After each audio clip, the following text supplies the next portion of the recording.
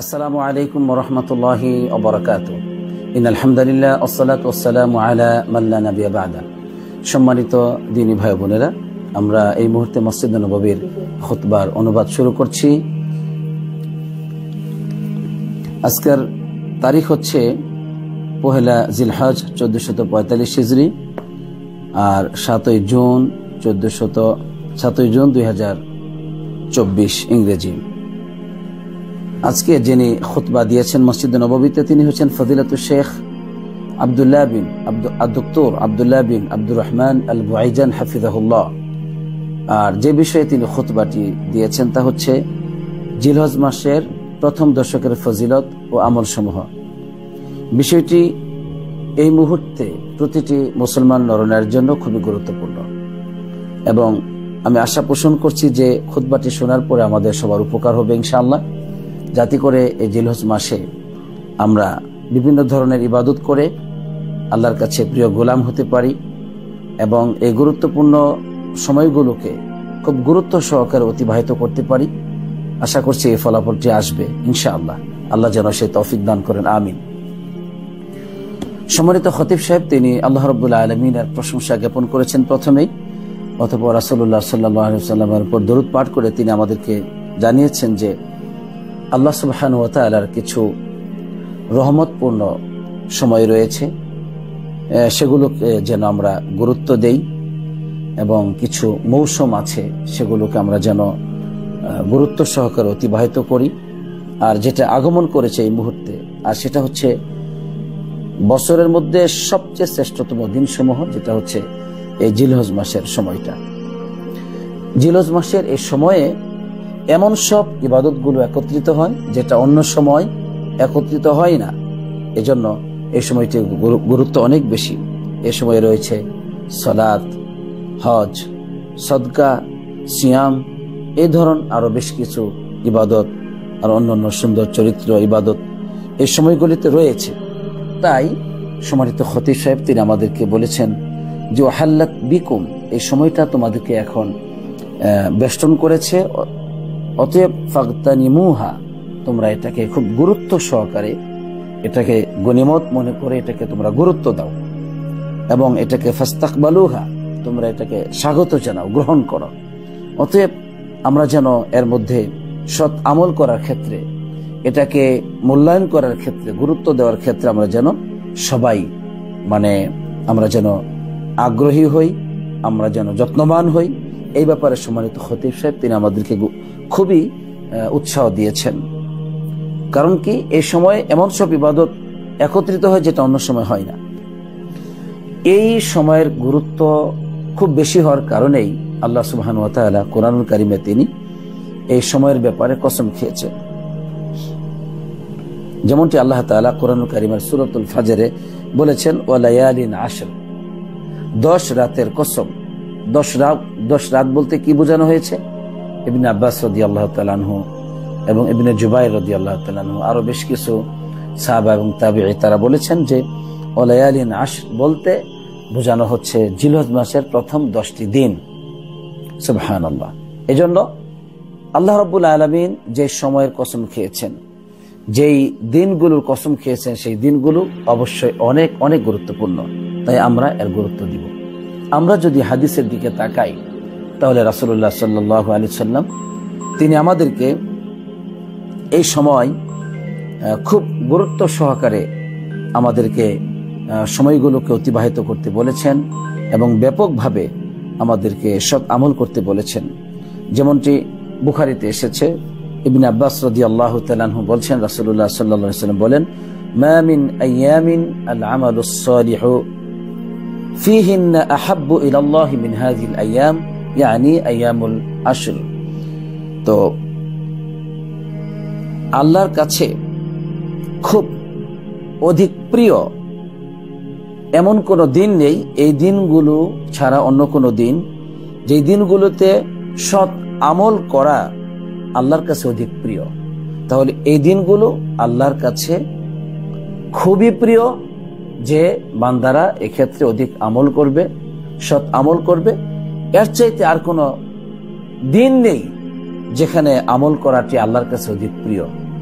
নিঃসন্দেহে সর্বদাই আল্লাহ তাআলা আমি ইবাদত করব আল্লাহ পছন্দ করেন, কিন্তু মানে এই যে জিলহজ মাসের যে দিনগুলো রাসূলুল্লাহ সাল্লাল্লাহু আলাইহি ওয়াসাল্লাম বলে দিলেন যে এই দিনের চাইতে আর অন্য কোনো দিন নেই যেগুলোতে ইবাদত করলে আল্লাহ তাআলা এত বেশি পছন্দ করেন, তার কাছে এত বেশি প্রিয় হয়। সুবহানাল্লাহ।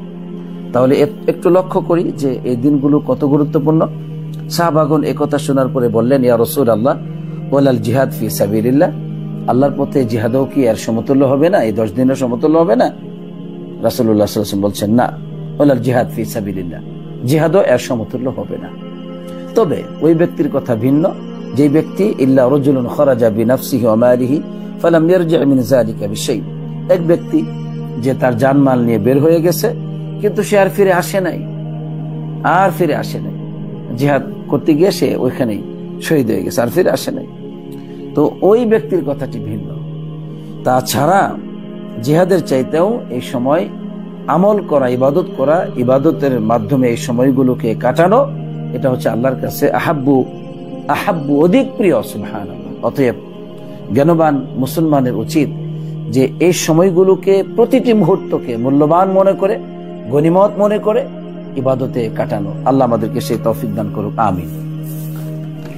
সম্মানিত খতিব সাহেব তিনি ইমাম বাজ্জার একটি হাদিস নিয়ে এসেছেন, সেটা উল্লেখ করেছেন যে রাসূলুল্লাহ সাল্লাল্লাহু আলাইহি ওয়াসাল্লাম বলেছেন, আফযালু আইয়ামিদ দুনিয়া আইয়ামুল আশর, জিলহজ মাসের এই 10টি দিন এটা হচ্ছে আফযালু আইয়ামিদ দুনিয়া, দুনিয়ার মধ্যে সবচেয়ে শ্রেষ্ঠতম মর্যাদাপূর্ণ দিন।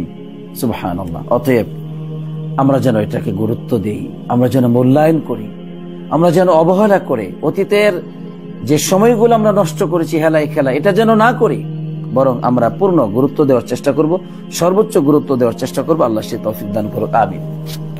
এরপর সম্মানিত খতিব সাহেব তিনি আমাদেরকে বুঝিয়ে বলতেছেন যে তোমরা সময় শেষ হওয়ার আগেই তোমরা এটাকে গনিমত মনে করে তোমরা দ্রুত গতিতে এগিয়ে যাও সৎ আমল করার জন্য, এবং তোমাদের হিসাবটা তোমরা নিজেরাই করো তোমাদের হিসাব করার আগেই।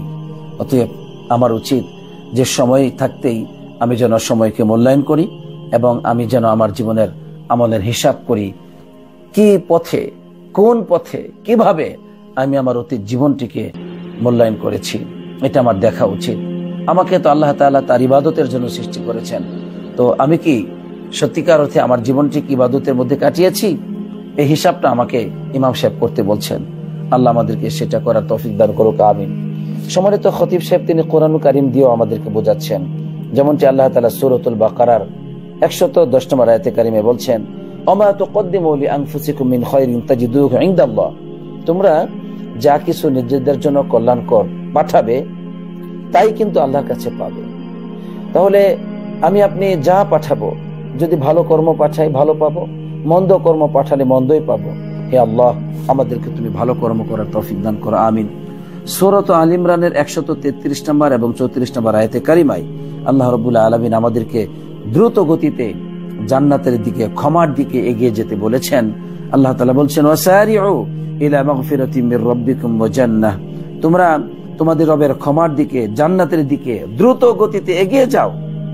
তাহলে ক্ষমার জন্য, ক্ষমা অর্জনের জন্য, জান্নাত অর্জনের জন্য আল্লাহ তাআলা আমাদেরকে দ্রুত গতিতে এগিয়ে যেতে বলছেন, এবং বলছেন আরদুহাস সামাওয়াতু ওয়াল আরদ, যে জান্নাতের প্রশস্ততা হচ্ছে এত ব্যাপক পরিধি যা আকাশ এবং জমিন বিস্তৃত। সুবহানাল্লাহ।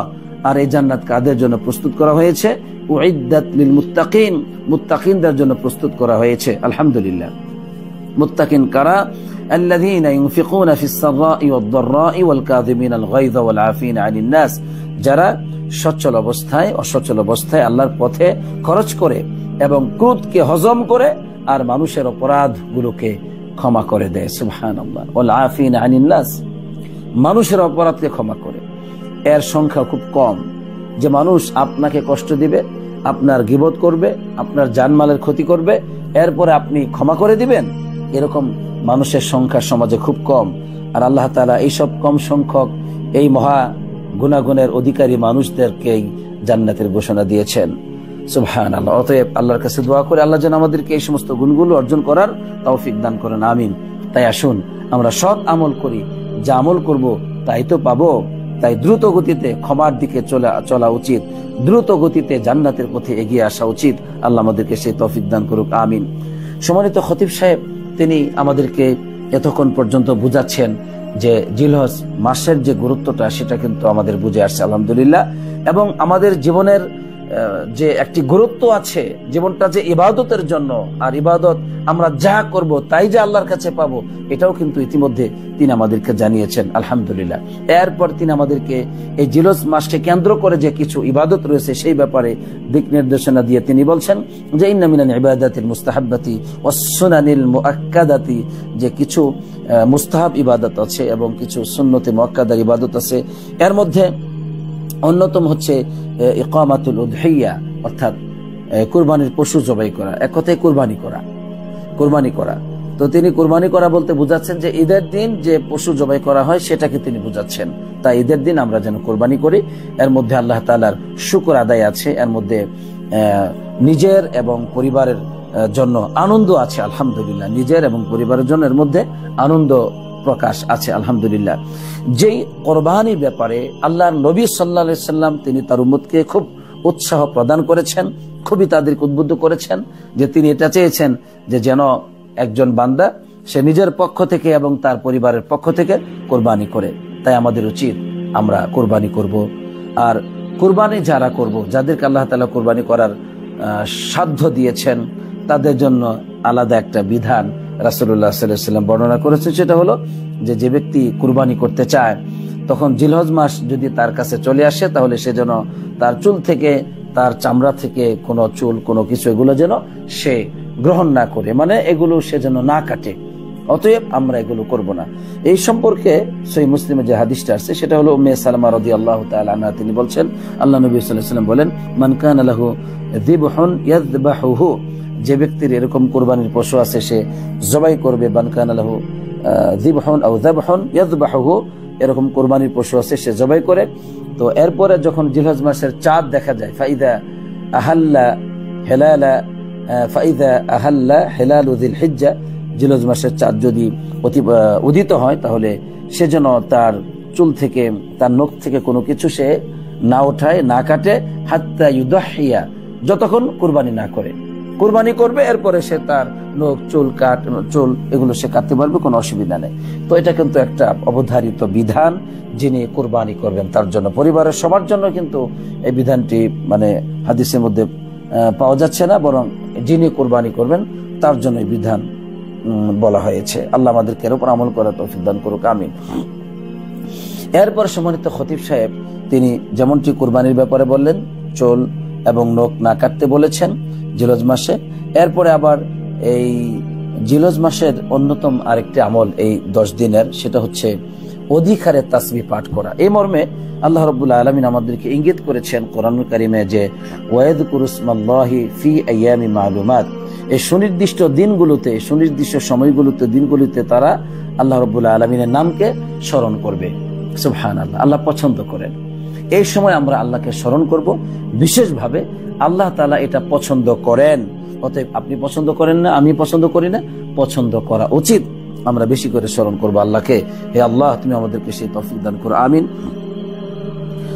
এই মর্মে সম্মানিত খতিব সাহেব মুসনাদে আহমদ থেকে একটি হাদিস উল্লেখ করেছেন, যার বর্ণনাকারী হচ্ছেন ইবনে উমর রাদিয়াল্লাহু তাআলা থেকে বর্ণিত। তিনি রাসূলুল্লাহ সাল্লাল্লাহু আলাইহি ওয়াসাল্লামের রেফারেন্সে বলেছেন যে আল্লাহ নবী সাল্লাল্লাহু আলাইহি ওয়াসাল্লাম বলেন, মা মিন আইয়ামিন আযমু ইনদাল্লাহ, আল্লাহর কাছে আর কোনো উত্তম, শ্রেষ্ঠতম আর কোনো দিন নেই, ওয়ালা হাব্বা ইলাইহি, তার কাছে অধিক প্রিয় কোনো দিন নেই, মিনাল আমালি ফিহিন্না, যেগুলোতে আমলকে আল্লাহ পছন্দ করেন।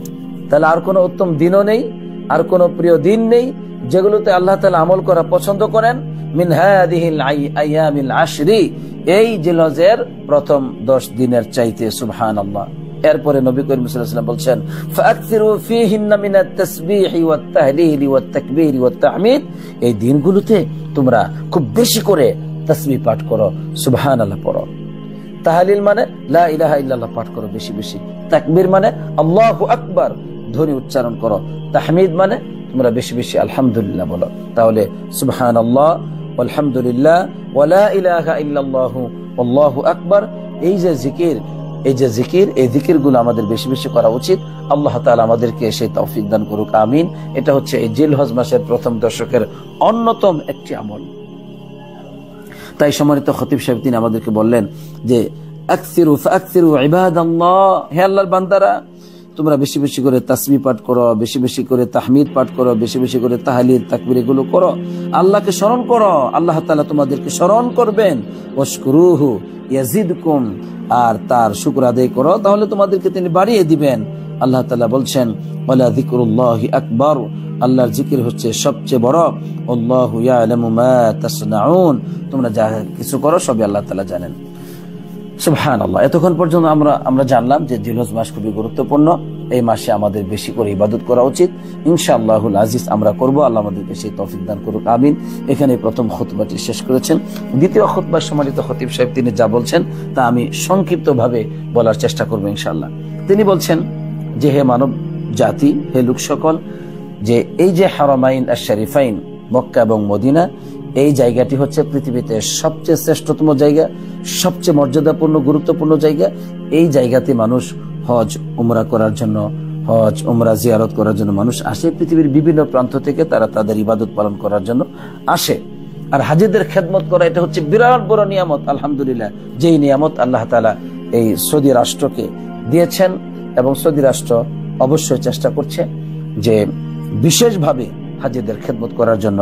আলহামদুলিল্লাহ, শুধুমাত্র এই আয়াতের উপর পালন করার জন্য, এই আয়াতের বিধানকে বাস্তবায়ন করার জন্য, সেটা হচ্ছে আল্লাহ তাআলা তিনি বলছেন ওয়াইদ জাআলনাল বাইতা মাসাবাতাল লিন্নাস, স্মরণ করো ওই সময়ের কথা যখন আমি আল্লাহর আমি এই ঘরকে, জাআলনাল বাইতা, এই ঘরকে আমি মাসাবাতাল লিন্নাস, মানুষের জন্য, মাসাবা অথবা এটা ইজতিমাউন নাস, মানুষের মিলন কেন্দ্র হিসেবে এটাকে নির্ধারণ করেছি, এবং ওয়ামনা, এটাকে আমি নিরাপত্তা দিয়েছি। এর কথা স্মরণ করো।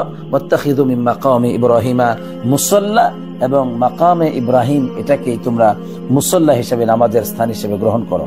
তো এখানে আল্লাহ তাআলা এই কাবাকে, এই মক্কাতুল মুকাররমাকে মিলন কেন্দ্র মানুষের, মানব জাতির জন্য এটা নির্ধারণ করেছেন। এই বিষয়টি আল্লাহ তাআলা এখানে বলেছেন। অতএব তারা এই মিলন কেন্দ্রকে গুরুত্ব দিচ্ছেন, তারা হাজী সাহেবদেরকে গুরুত্ব দিচ্ছেন। আলহামদুলিল্লাহ, বর্তমান সময়ে এত সংখ্যক হাজী সাহেবগণ, এত সংখ্যক উমরাকারীগণ, জিয়ারতকারীগণ এই জায়গায়, এই মাটিতে একত্রিত হয়, যা এত সংখ্যক ইতিহাসে কিন্তু এমনটি পাওয়া যায় না যেটা এখন পাওয়া যাচ্ছে। তো এই এত বিশাল একটি সংখ্যক মানুষদেরকে তারা পূর্ণ নিরাপত্তা দিয়ে যাচ্ছে, তাদেরকে স্বাস্থ্য সেবা দিয়ে যাচ্ছে, তাদেরকে তাদের যে কোনো কার্যক্রমকে সহজসাধ্য করে দিচ্ছে। এক জায়গা থেকে অন্য জায়গায় স্থানান্তরিত হওয়া, নিরাপত্তার সহিত তাদের ইবাদত পালন করা, এবং বিভিন্ন শিক্ষামূলক অনুষ্ঠান, দাওয়াত এবং তাবলীগমূলক অনুষ্ঠান, এবং তাদেরকে তাওজিহাত, ইরশাদাত, বিভিন্ন রকম তাদেরকে দিক নির্দেশনামূলক পথ সবই তারা উন্মুক্ত করে রেখেছে। আলহামদুলিল্লাহ, এত সব খেদমত দিচ্ছে তাদের খেদমত করার জন্য, এবং এই দেশ থেকে তারা তাদের রাষ্ট্রের জন্য নিরাপত্তা সে পৌঁছতে পারে, তার জন্য কিন্তু তারা ব্যাপক ব্যবস্থা করেছে, এই রাষ্ট্র ব্যবস্থা করেছে। আলহামদুলিল্লাহ। তো এই জন্য তিনি শুকর আদায় করছেন যে আল্লাহ তাআলা যে এই রাষ্ট্রে নিয়ামত দিয়েছেন, এবং নিরাপত্তা দিয়েছেন, এবং সচ্ছলতা, সুন্দর জীবন দিয়েছেন, এটার জন্য তিনি আল্লাহর প্রশংসা করেছেন, এবং এই রাষ্ট্রের রাষ্ট্রনায়কদের তিনি শুকর আদায়, কৃতজ্ঞতা করেছেন যে তারা কিভাবে হাজীদের খেদমত করে যাচ্ছে। আলহামদুলিল্লাহ, তাদের জন্য তিনি দোয়া করেছেন, এবং সকলের জন্য দোয়া করেছেন যারাই হাজীদের খেদমতে নিয়োজিত আছে, সবার জন্য তিনি দোয়া করেছেন। আলহামদুলিল্লাহ।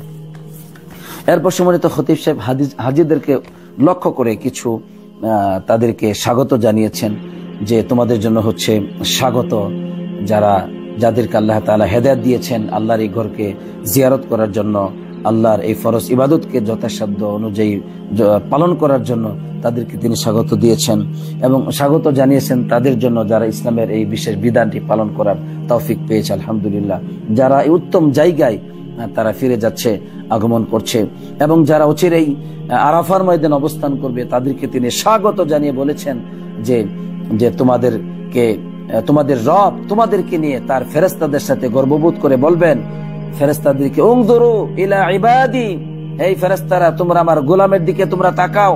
এটা আরাফার দিন আল্লাহ তাআলা বলে থাকেন, আতাউনি শু'সান গুবরা মিন কুল্লি ফাজ্জিন আমিক, পৃথিবীর বিভিন্ন প্রান্ত থেকে তারা আমার কাছে এসেছে এরকম ধুলাই মলিন হয়ে, এবং তারা চুল এলোমেলো অবস্থায় আমার কাছে এসেছে। আমি তোমরা দেখো, আর উশহিদুকুম, এই ফেরেশতারা তোমরা সাক্ষী থেকো, আমি আল্লাহ বলছি আন্নী কদ গফারতু লাকুম, আমি তাদেরকে ক্ষমা করে দিলাম। সুবহানাল্লাহ, সুবহানাল্লাহ। আল্লাহ তাআলা এইভাবে ফেরেশতাদের সাথে গর্ববোধ করে তাদেরকে ক্ষমার ঘোষণা করবেন আরাফার ময়দানে। এজন্য বলছেন হানি আন লাকুম, তোমাদের জন্য স্বাগত। সুবহানাল্লাহ, সুবহানাল্লাহ। এবং হানি আন লাকুম, তোমাদের জন্য স্বাগত যে তোমাদের ইবাদতগুলোকে আল্লাহ রাব্বুল আলামিন কবুল করবেন, এবং সেগুলো দিয়ে তোমাদের গুনাহগুলোকে আল্লাহ তাআলা ক্ষমা করে দিবেন, তোমাদের পাপগুলোকে মুছে দিবেন, তোমাদের পদমর্যাদাকে বিরাটভাবে বৃদ্ধি করবেন, তোমাদের দোয়াকে কবুল করবেন। সুবহানাল্লাহ। এরপরে তিনি আমাদেরকে বললেন, হাজীদেরকে বিশেষ করে লক্ষ্য করে, যে তোমরা আল্লাহর ঘরটাকে খুব গনিমত মনে করবে, খবরদার, এবং ইবাদতের ক্ষেত্রে প্রচেষ্টা চালাবে। তোমরা যে কোনো ধরনের সময় নষ্ট করা থেকে বিরত থাকবে, এবং ইবাদতের মধ্যেই নিজেদেরকে নিয়োজিত রাখবে।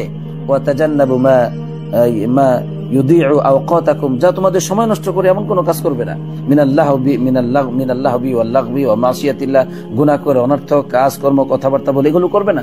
এগুলো হাজিরা প্রচুর করে, আমাদের চোখে দেখা। হাজিরা দুনিয়ার যত বাজে আড্ডা অনেক সময় দিয়ে থাকে হাজিরা, সবাই না আলহামদুলিল্লাহ। অনেকেই মানে চিন্তাই করে না সে হজে আসছে, তার আখলাক চরিত্র এগুলো সব এলোমেলো থাকে। এই জন্য এখানে কোনো পাপ অন্যায় অশ্লীল কাজ করা যাবে না, ঝগড়াঝাটি করা যাবে না।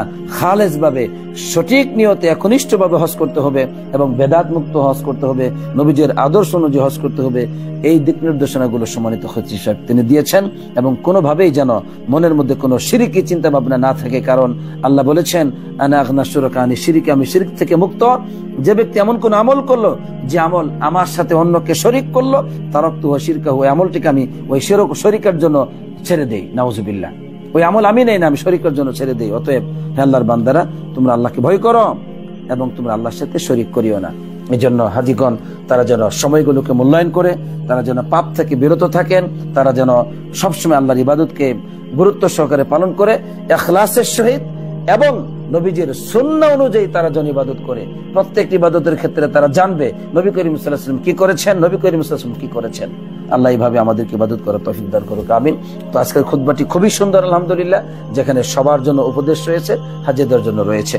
আল্লাহ তাআলা আমাদের সবাইকে যা শুনলাম, জিলহজ মাসের গুরুত্ব, হজের গুরুত্ব, হজের মধ্যে কিভাবে চলা উচিত, জিলহজ মাসে আমাদের কি করণীয়, আল্লাহ আমাদেরকে সেই তৌফিক দান করুক, আমিন। যা শুনেছি এর উপর আমল করার তৌফিক দান করুক, আমিন। আসসালাতু ওয়াসসালামু আলা নবিয়িনা মুহাম্মদ ওয়া আলা আলিহি ওয়া সাহবিহি আজমাইন।